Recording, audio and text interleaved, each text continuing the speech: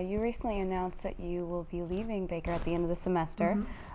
What ultimately led to that decision? Well, I think it's important to think in terms of what's come before the decision. I have been at Baker since the fall of 1997, so at the end of this school year, I will have been here 16 years. And it's just time for me to do something different. It's as simple as that. You know, we tell students that they'll have numerous careers after they leave college, that the job that they take when they leave school is not the job that they're going to be doing probably 10 years later, 20 years later, maybe not even in the same field. I'm fortunate that I've been able to move around in areas that are not completely separate from one another. But I was a journalist for about 15 years before I became an academic. And when I made the decision to teach instead of doing, I knew that it was time for me to do something else. Everything has a trajectory, it has an arc. And we go along and we build up momentum, we achieve some things, and then you know, we kind of cruise a little bit after that, and it's time for us to figure out what is the next thing. I knew that if I stayed at Baker, I would be doing something different. I had just come to a point in my career where I was not wanting to continue to do the same thing over and over again. I think the way that the cliche is that I'm looking for new challenges. But what I find is that even though that does sound like a cliche, it's true.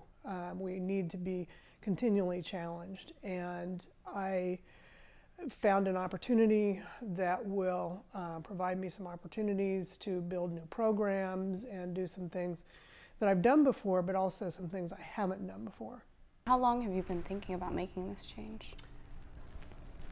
I would say a couple of years. I think everybody weighs, okay, so what is it that I want to be doing next? Have I finished what I set out to do here? So I've been evaluating my options over the last couple of years. And one of the things that I did consider was whether or not I wanted to stay at Baker and ask to be reassigned to do something new. And I think that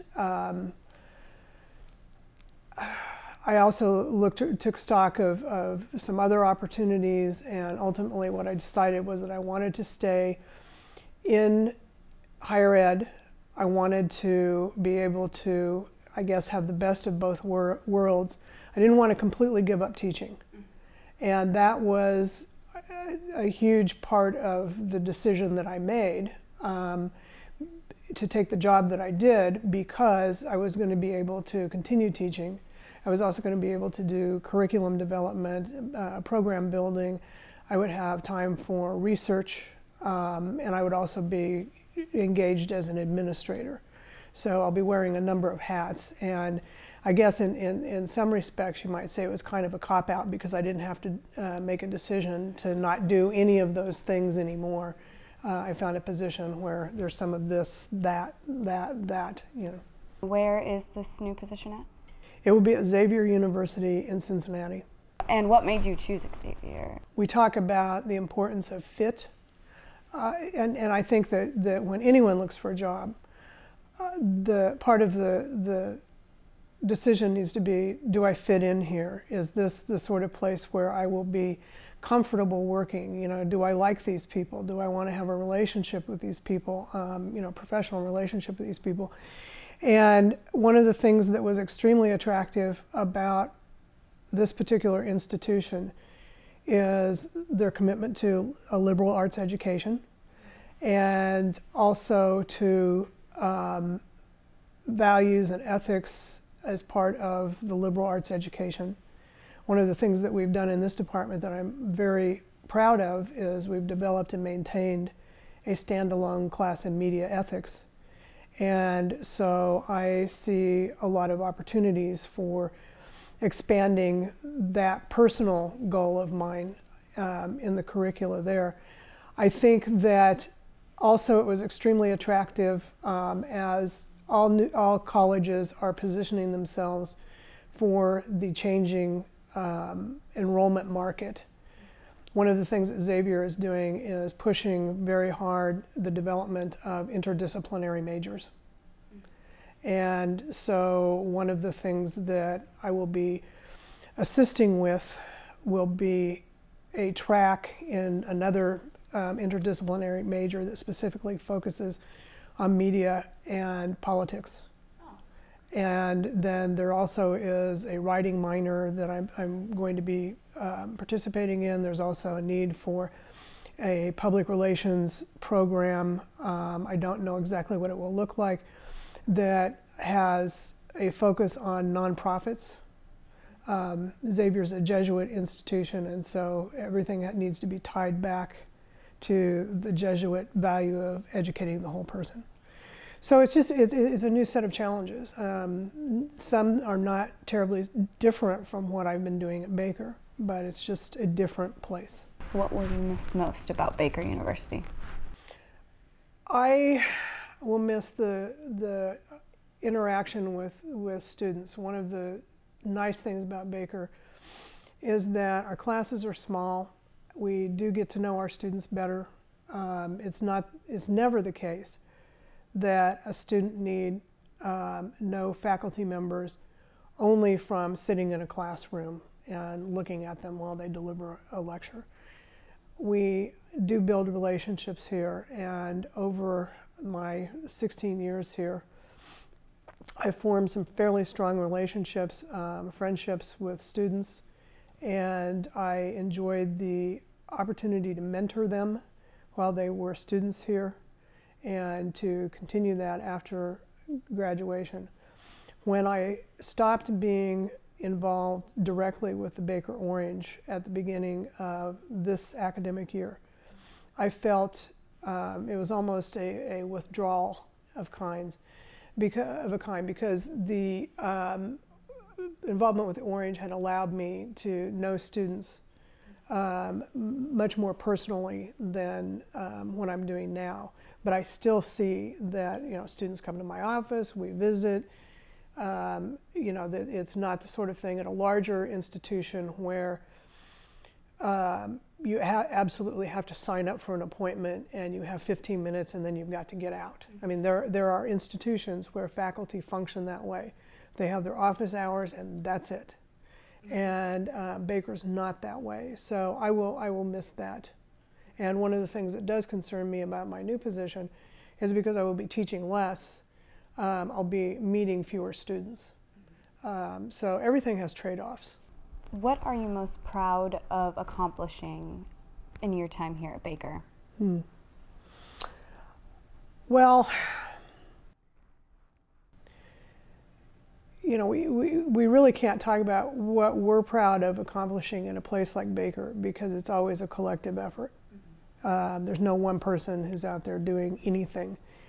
And particularly in my department, everything that shows up as being something that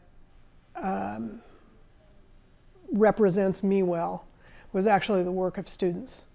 When I was hired here in 1997, and of course it was a different time in terms of the media, the Baker Orange had been published erratically in the year or so before. And there were honors students on campus, one of whom is Alan Grant's wife, who were so concerned about the vacuum that was being left by not having a functioning campus newspaper that they started an alternative newspaper called Ad Astra. And I believe they published that for 2 or 3 years, and their funding, it was on an 8.5 by 11, they went up to the Kinko's and had it printed off and then stapled together and distributed on campus. And faculty members and administrators were donating out of their pocket to finance it. They had no university funding. So when I was hired, I was told, well, we have this embarrassing situation here. We've got an alternative newspaper on campus and a regular sponsored newspaper that's barely functioning, and you have 2 years to make the Baker Orange viable or bye-bye. And so what we did was to ask the students who were doing the alternative newspaper to come be on the staff of the Orange and give us a chance to revive the newspaper. But I had 2 returning students, both sophomores, that first fall when I showed up. And then all of these people over here who had been mad at the Orange and had been putting out the Ad Astra. And so it was an unusual situation, sort of starting from nothing. How are you feeling about the end of the semester, since it's starting to, well, I guess we have about a month left? Yes. How are you feeling now? It's been an extremely emotional semester, very emotional, because I'll do something and realize this is the last time I'm going to do this at Baker. I look around and I see the people around me. You know, I'm accustomed to students leaving. And so, and I know that students will stay in touch if there's a bond there. And, you know, students cycle out all the time. And so, while I'm sorry to, there are students who are going to be juniors and seniors next year. I'm very sorry that I'm not going to be around to teach to the end. But you know, the institution does get under your skin. It's difficult to just walk away, and it's difficult to see, okay, well, I guess I don't need to go to this meeting because it's about planning for next year.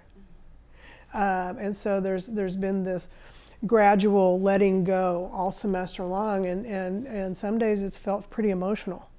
I mean, I think that the best way that I know to describe it is that it's a grieving process. I mean, since I've known that I was leaving, there have been days where it's almost seemed like I was in limbo between 2 places, and it's just been a very interesting but challenging experience emotionally. What is your favorite memory about Baker? I think my favorite memory is all of the commencements. I think in the entire time that I've been at Baker, I may have missed 2. I'm talking about December and May. And I've always felt like that was one of the most important parts of the university ritual. And there will be young people walking across the stage who, every once in a while, there's someone I'm surprised to see there. Just because I know I've been in the trenches with that student during the previous 4 years. But there's such a, I mean, it sounds kind of corny, but there's such a sense of accomplishment and celebration for all of the work that the students have done. And when I'm also struck when I'm watching the students go across the stage that, wow, that's it. You know, you do all of this work for 4 years, and then you just kind of go across the stage, you know, shake the president's hand, get your diploma, smile for the camera, and then it's over with. But I really appreciate the fact that students show up and go through this, and the families are there. And of course, you know, there are all sorts of you know, there's all sorts of drama that's gone on the sidelines with the families that we don't know about. You know, these are in many cases families that have sacrificed a lot for their child to be here and have supported their kids in various ways. But you know, I think it's a thrill, and so when I think of sitting there in the gym and watching students cross the stage, that I think is the best memory. What are your goals for the future? One of the things that I'm very interested in doing, I've got a book project that I'm itching to finish before I retire. And that is going to be something that I'll be working on during the summers and the breaks, and I must get that done. I won't retire until I've got that done.